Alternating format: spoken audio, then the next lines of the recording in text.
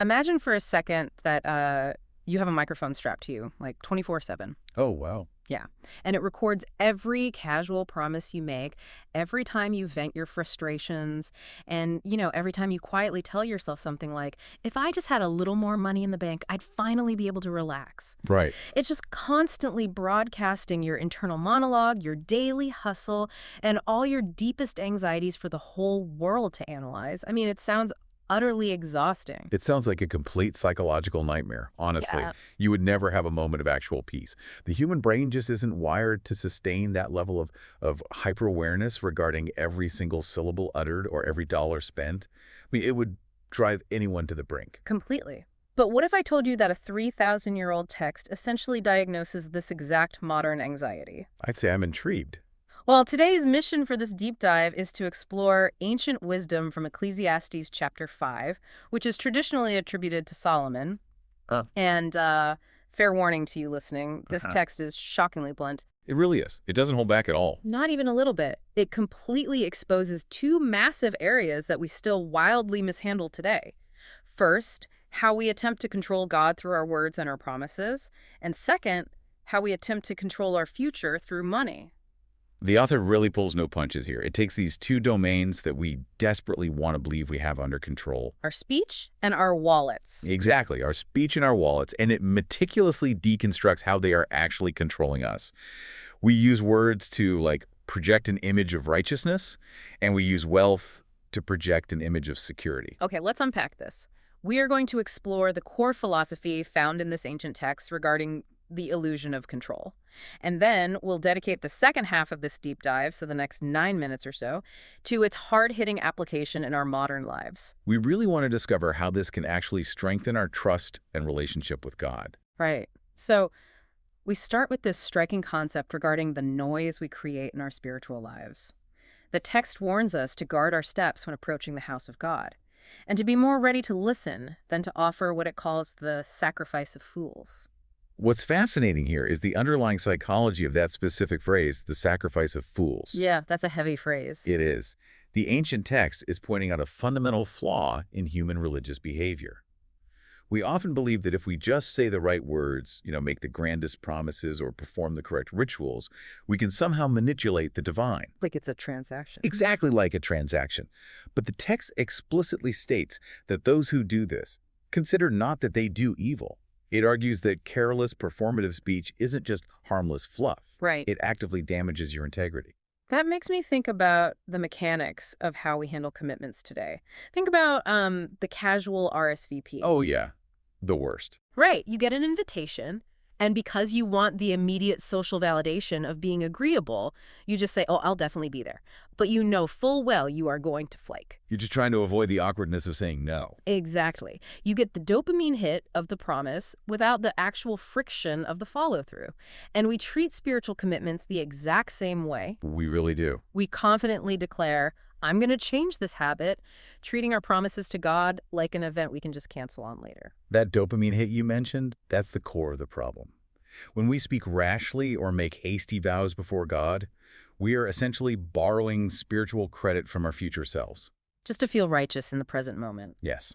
The text counters this by reminding us of a pretty harsh reality.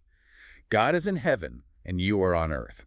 It's a spatial metaphor for perspective. Basically saying, know your place. Pretty much. Because our perspective is so incredibly limited, the wisest course of action is simply, let thy words be few. Presence and actual attention carry infinitely more weight than a loud, verbal performance. But hold on, let me challenge this a bit, because the text moves on to say, a dream cometh through the multitude of business, and a fool's voice is known by multitude of words. Right.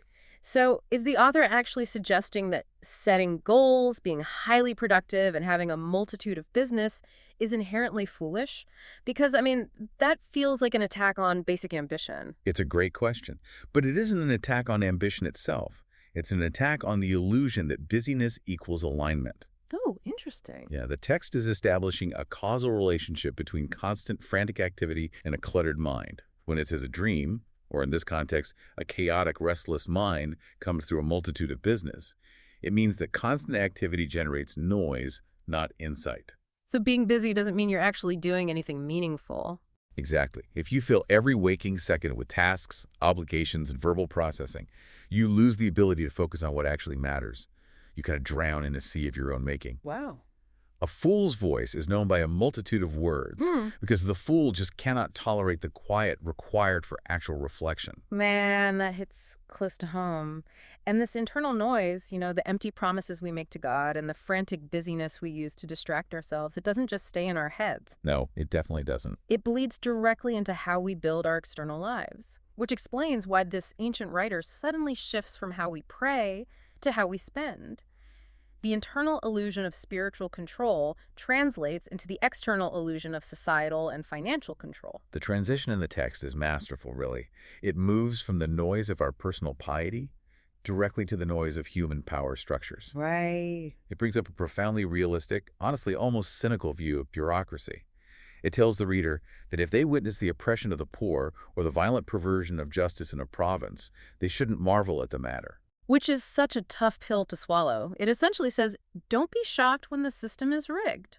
Yep, it's par for the course. But isn't building wealth the most responsible way to protect yourself from those exact flawed systems? I mean, we usually operate under the assumption that if the system is corrupt, getting rich buys you an exit ticket. It buys you a fortress. Well, that is the exact assumption the text dismantles. Really? Yeah, it acknowledges that power structures are flawed, noting that he that is higher than the highest regardeth, and there be higher than they, which, by the way, is a perfect description of endless corrupt bureaucracy. Right. There's always someone higher up taking a cut. Exactly. Yeah. But then it immediately undercuts the idea that money is the ultimate shield. It states, he that loveth silver shall not be satisfied with silver, nor he that loveth abundance with increase. The moving goalposts. Yes. The psychological mechanism here is profound. If your primary goal is accumulation, the finish line will perpetually move. The desire for money, when it becomes a love for money, literally rewires your brain so that satisfaction becomes impossible. And it explains the mechanics of why it's impossible. There is this brilliant observation in the text. When goods increase, they are increased that eat them. That's one of my favorite lines. So the more you have, the more people or things or obligations just magically show up to consume it all. The maintenance of wealth becomes its own full-time job. You buy a larger estate to feel secure, but now you have to hire staff to maintain it, security to protect it. And lawyers to manage the liabilities. Exactly. The wealth brings a whole new set of anxieties. The text sarcastically notes that the only real good it does the owner is the beholding of them with their eyes. You just get to stare at your ledger while it actively gives you an ulcer? Pretty much. You're just looking at it. I love the visceral contrast the writer uses to illustrate this stress, too. It says, the sleep of a laboring man is sweet, whether he eat little or much, but the abundance of the rich will not suffer him to sleep. It's such a vivid image. The sheer weight of having so much abundance literally causes physiological distress. The guy working the field who accepts his reality and leaves his work at the door sleeps completely soundly. Right. But the person hoarding the silver is lying awake at 3 a.m., staring at the ceiling, terrified of losing a fraction of it. And that terror is entirely justified within the framework of the text. Right. Because it introduces what it calls a sore evil. It describes riches kept for the owners thereof to their hurt. To their hurt. Yes, the hoarding actually damages the hoarder. And then the ultimate nightmare occurs. Those riches perish by evil travail. Like a bad investment. A bad investment, a sudden market collapse, a localized disaster.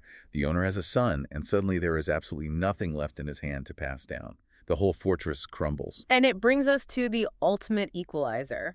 As he came forth of his mother's womb, naked shall he return to go as he came. You take absolutely nothing of your labor with you. Nothing at all. You labor for the wind. The text paints this miserable picture of a person spending all their days eating in darkness, and he hath much sorrow and wrath with his sickness. It's incredibly bleak. You spend your entire life frantically gathering resources to build a shield, only to leave every single piece of it behind, angry and stressed out the entire time. It forces you to realize that ownership is entirely temporary. It is a devastating critique of materialism because it attacks the very logic of it. You cannot take the resources with you, and while you possess them, the paranoia of losing them often eclipses the joy of having them. So the illusion of control just shatters on both fronts. Exactly. You cannot control God with a multitude of words, and you cannot control your mortality with a multitude of wealth. Well, we have spent the first half of this deep dive outlining this ancient philosophy. Now we are moving into the application. For the next 8 or 9 minutes, we need to ask, how does a text written thousands of years ago translate to our daily reality right now? That's the real test of wisdom. Let's apply these ancient warnings directly to our modern lives, starting with that sacrifice of Well, fools. human nature has not evolved past these pitfalls. We have just digitized them. Oh, that's a great way to put it. In our modern context, the sacrifice of fools manifests as performative living and performative spirituality. We live in a culture that rewards broadcasting over becoming. It's the immense pressure to curate the perfect online persona or, to know all the acceptable talking points in your social or spiritual circles so you appear to have incredible depth. Right, you project this image of moral superiority. But there is no actual private discipline backing it up. It is entirely surface level. And this directly ties into the danger of speaking without reflection.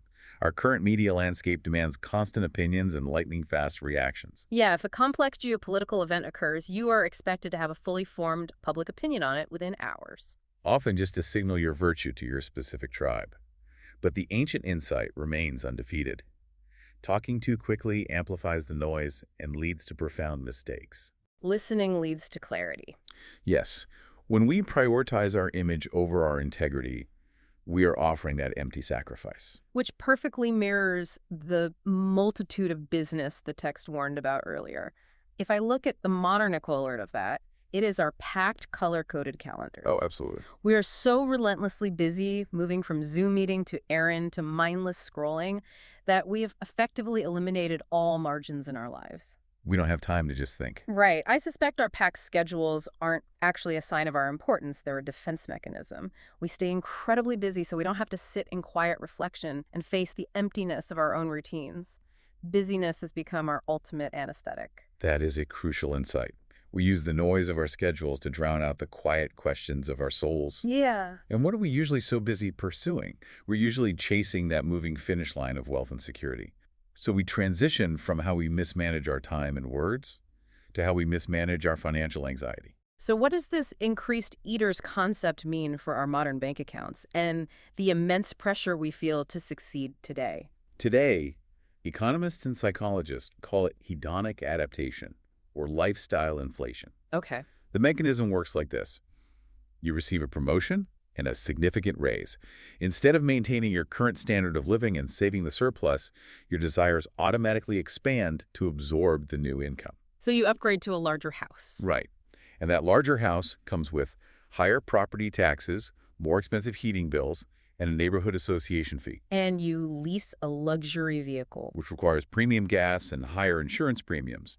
The eaters increase. We fall into this psychological trap where we constantly negotiate with ourselves. We think, if I just reached this specific salary bracket, all my stress would evaporate. But it never does. Never. Yeah. You reach that exact financial milestone, the lifestyle inflation kicks in, and you experience the exact same baseline level of anxiety you felt 10 years ago. You're making twice as much, but you are just as unsatisfied. Because more money does not equal enough. Mm-hmm. It absolutely solves logistical problems. I mean, no one is denying that paying for a medical emergency or fixing a roof is easier with resources. Of course. But it introduces the fear of losing what you have gained and the immense pressure of maintaining this new elevated lifestyle. You become trapped in a golden cage of your own design, working constantly to feed the eaters you have accumulated. It forces us to confront a very uncomfortable truth. We often spend our absolute best years, our most energetic decades, chasing accumulation. Yeah. And in that relentless pursuit, we sideline our relationships, our physical health, and our actual deeper purpose. We operate under a localized amnesia, forgetting the reality that we're going to leave every single physical object behind. We really do forget that. Money is a fantastic tool for solving a broken water heater, but it is entirely useless at solving a lack of meaning. And that is the core tragedy the text is trying to help us avoid.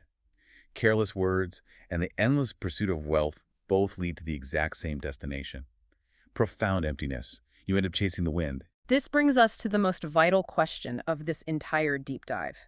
If our words are mostly just noise and our wealth is just temporary, how do we find actual grounding? How can this specific ancient information strengthen our trust and our relationship with God today? Well, the author does not leave us in despair. The answer is found at the very end of the chapter in verses 18 through 20. Okay, what does it say? After this heavy, realistic deconstruction of human vanity, the writer synthesizes a beautiful grounding conclusion. He observes that it is good and fitting for someone to eat, to drink, and to enjoy the good of all their labor under the sun during the short days of their life. The text calls this the gift of God. Yes, for every person to whom God has given riches and wealth, and the power to actually eat from it and rejoice in their labor, this is the gift of God. That's a huge shift in tone. It is. The text makes a fascinating psychological observation here. It says that this kind of person won't dwell on the shortness or the struggles of their life, because God answereth him in the joy of his heart. God answereth him in the joy of his heart. That completely shifts the entire paradigm. It really does. It moves the focus away from what we can frantically accumulate and shifts it toward what we can actually appreciate. It takes the camera off the horizon and points it at the dinner table right in front of us. Exactly. Ecclesiastes 5 is ultimately a masterclass in alignment and contentment. How does this strengthen our relationship with God? By forcing us to align our internal values with His external reality. Right. When we reduce our empty promises, stop performing for an audience, and increase our actual consistency, we align our actions with God's character. We stop trying to manipulate Him with our speech and start being deeply present with Him. And with money. By redefining our relationship with money, learning to use it as a temporary tool for good rather than depending on it for our ultimate fulfillment, we stop worshiping false idols. You know, gratitude really isn't a default setting for the human brain. We are wired to scan the horizon for threats and scarcity. Right. Survival instinct. Gratitude is a rigorous discipline. We have to actively choose it. Contentment isn't found in having absolutely everything you could ever want. It is found in the discipline of appreciating what God has already placed right in your hands. That's beautifully said. If we connect this specific text to the broader picture of ancient biblical wisdom, it acts as the underlying logic for several major themes. Like what? Consider Psalm 15, which asks, "Who may dwell in God's sanctuary?" The answer is the one whose walk is blameless, who speaks the truth from their heart, and who keeps an oath even when it hurts. So, the exact antidote to the sacrifice of fools. Exactly. Or look at Psalm 37, which emphasizes choosing contentment and trusting in the Lord over envying the wealthy and the wicked. Or Psalm 62, which explicitly commands, "Though your riches increase, do not set your heart on them." Wow, it all connects. It does. Ecclesiastes 5 explains the mechanics of why those psalms are true. When our words, our actions, and our expectations are aligned with these ancient truths, we rely entirely on God for our peace rather than our own fragile constructs. Which makes daily life so much more stable and, frankly, far less exhausting. So much less exhausting. You aren't constantly managing a PR campaign for your spiritual image, and you aren't constantly guarding a hoard of wealth from the inevitable eaters. You are finally free to just live. Yeah. To eat, to drink, to enjoy the actual labor of your hands, and to recognize every single bit of it as a temporary, beautiful gift that you do not have to cling to. As we wrap up this deep dive, let's summarize the two massive false illusions that this ancient text completely shatters. First, the illusion of the mouth. The idea that saying all the right things, making grand promises, and staying incredibly busy makes you a righteous or important person. Right. And second, the illusion of the wallet. The idea that securing more resources will finally satisfy your soul and shield you from the chaos of the world. Both are fundamental misunderstandings of the human condition. Both are simply laboring for the wind. Depth matters so much more than appearance. A grounded, honest, disciplined life one, where your words carry actual weight because they are few, and your wealth is held with an open hand because it is temporary. That is the only path that leads to actual peace. I want to leave you with a final thought to mull over, a completely different angle on this ancient dilemma. Go for it. If this ancient king, who purportedly had limitless wealth, absolute power, and every imaginable comfort, still found that none of it provided lasting meaning, perhaps our modern anxiety is misplaced. How so? Perhaps our deepest fear isn't actually that we won't have enough money. Perhaps the terrifying realization is that even if we acquired everything we ever dreamed of, we would still wake up feeling empty. The problem we are trying to solve isn't the size of our wallet. It is the size of our soul. That is a staggering thought. If getting everything you want doesn't fix the internal noise, then the solution has to be found in how we approach our creator, not our bank accounts. So think back to that imaginary microphone strapped to you 24/7. If it broadcasted the reality of your life today, what would we hear? Would it capture a multitude of noisy business, empty vows, and endless financial anxiety? Or would it capture few words, deep presence, and the sweet sleep of a contented heart? The ancient wisdom is sitting right there, waiting for us to pick it up. The question is, how will you apply this information in your life?